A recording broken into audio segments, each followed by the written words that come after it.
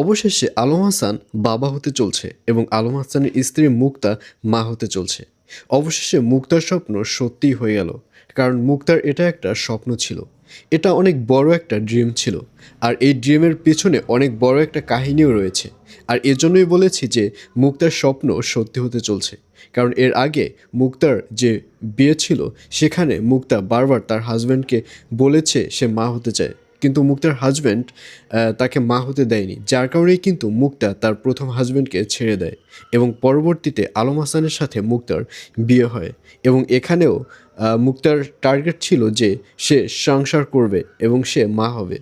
কিন্তু প্রথম দিকে অনেকেই বলছে যে মুক্তা সংসার করতে আসেনি, 1 বছরের মাথায় নাকি মুক্তা আলম হাসানকে ছেড়ে চলে যাবে। আর এই কথাকে পুঁজি করেই আলম হাসান এবং মুক্তা বিগত দিনে কিন্তু জাস্ট একটা নাটক সাজিয়েছে।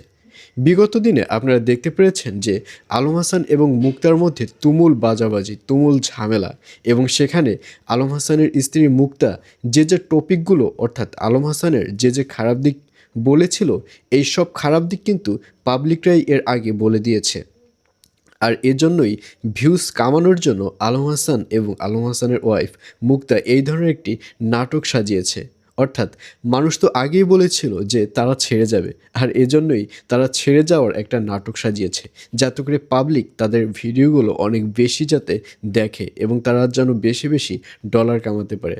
আসলে যাই হোক না কেন, এই যে নিউজটা পাওয়া গেছে যে আলম হাসান বাবা হতে চলছে এবং মুক্তা মা হতে চলছে, এই নিউজটি পেয়ে অনেকেই কিন্তু অনেকের কাছে ভালো লেগেছে, আবার অনেকের কাছে খারাপ লেগেছে। খারাপ লেগেছে যারা হচ্ছে শর্মিলার সাপোর্টার তাদের কাছে, কারণ শর্মিলা এবং শর্মিলার সাপোর্টাররা একটা টার্গেটের মধ্যে ছিল যে এই ওয়াইফ কখন আলমকে ছেড়ে যাবে, এই ওয়াইফ কখন আলমকে ছেড়ে যাবে। কিন্তু সেটা তো হলো না, তাদের আশায় তো ঘুরে বালি।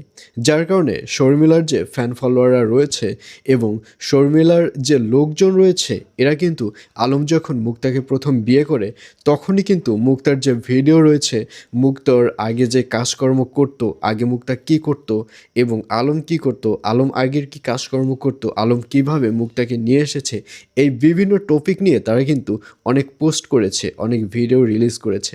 কিন্তু দেখুন, যখন এই নিউজটি বের হলো যে মুক্তা মা হতে চলছে এবং আলম হাসান বাবা হতে চলছে, তখন কিন্তু সব পাবলিক নীরব। এই নিউজটি কিন্তু আর ট্রেন্ডিংয়ে গেল না। এই নিউজটি খুব অল্প সংখ্যক মানুষ জানতে পেরেছে যে মুক্তা মা হতে চলছে, এবং এই নিউজটি অল্প সংখ্যক মানুষ জানতে পারার পেছনেও কারণ আছে। কারণ মুক্তা এবং আলম হাসানের যে হ্যাটার্সগুলো রয়েছে, তারা এই নিউজটি জানলেও এটি আর পাবলিশড তারা করতে চায়নি। তো ভিউয়ার্স, আপনাদের কাছে কেমন লাগছে মুক্তার মা হবার কথা শুনে? অবশ্যই কমেন্টে জানিয়ে দিন।